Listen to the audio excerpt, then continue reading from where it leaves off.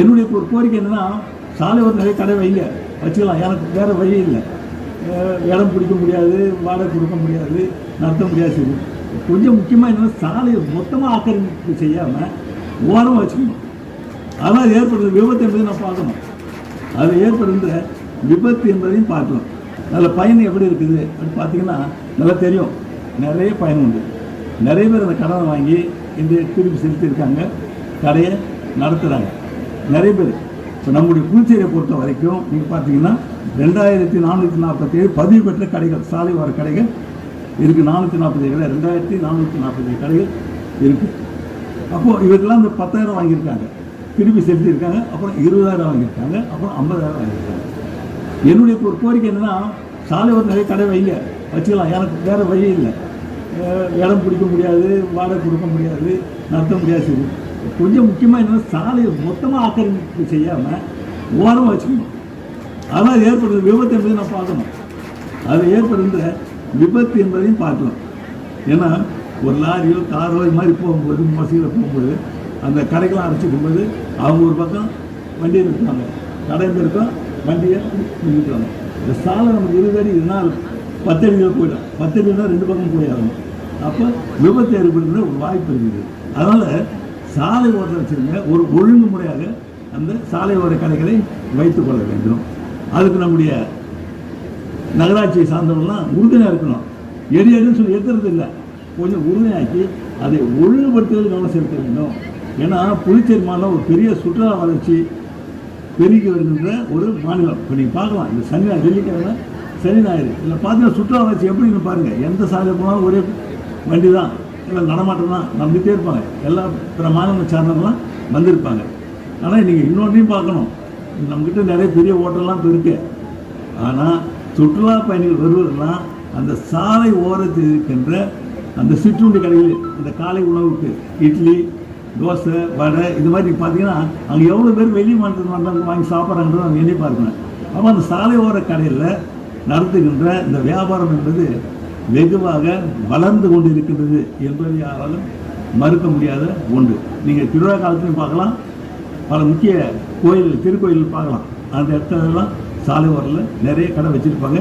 நிறைய மக்கள், நிறைய சுற்றுலா பயணிகள் அதை வந்து வாங்கி செல்வதை நாம் பார்க்கலாம். அப்படி பார்க்கும்பொழுது அவர்களுக்கு உதவ வேண்டியது மிக மிக அவசியமானது ஒன்று.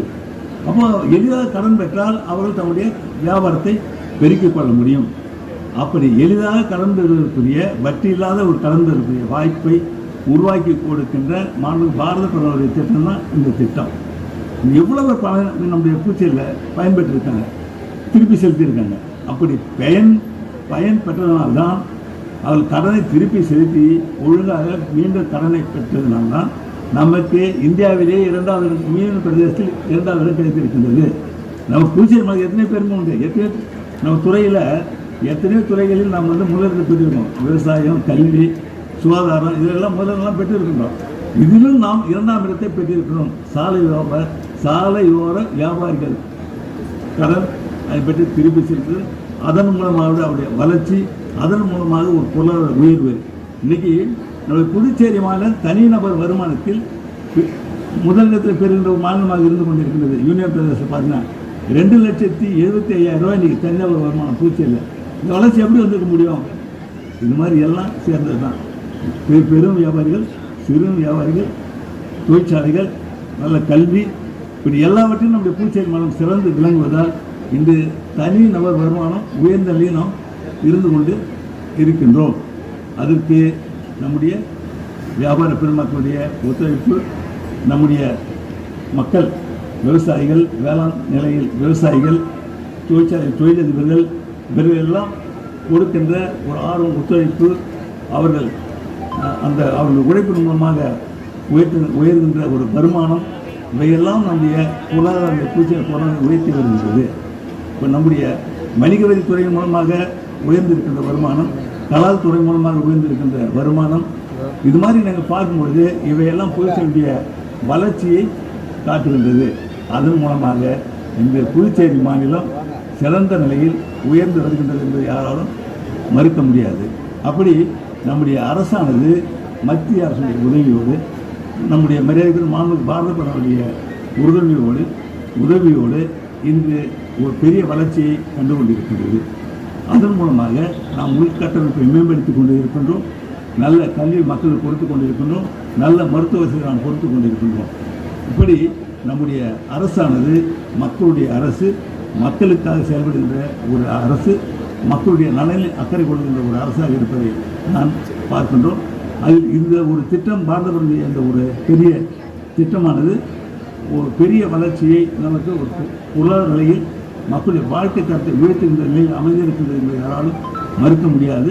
அதனால் நான் சொல்கின்ற ஒன்றே ஒழுங்குமுறையாக சாலை ஓர கடைகளை வைத்துக் கொள்ள வேண்டும் என்பதுதான் என்னுடைய ஒரு வேண்டுகோள். அது விபத்தை தவிர்க்கக்கூடிய ஒன்றாக இருக்கும். அது நம்முடைய துறை சார்ந்தவர்கள் உங்களுக்கு உறுதுணையாக இருப்பார்கள். உங்களுடைய வியாபாரத்தை பெருக்கிக் கொள்ளுங்கள். இன்றைய வளர்ச்சிக்கு ஏற்ப அப்படிப்பட்ட ஒரு சாலை ஓர வியாபாரம் என்பது மிக அவசியமாகவும் இருந்து கொண்டிருக்கின்றது. மக்களுடைய வாங்கும் சக்தி அதிகமாகும் பொழுது நமக்கு கடைகள் அதிகமாக தேவைப்படுகின்றது. கடைகள் அதிகமாக தேவைப்படும் பொழுது வியாபாரம் செய்வதற்கு சில சமயங்களில் சாலை ஓர கடைகள் நமக்கு அவசியமாக தேவைப்படுகின்ற ஒன்றாக இருப்பதை நாம் பார்க்கின்றோம்.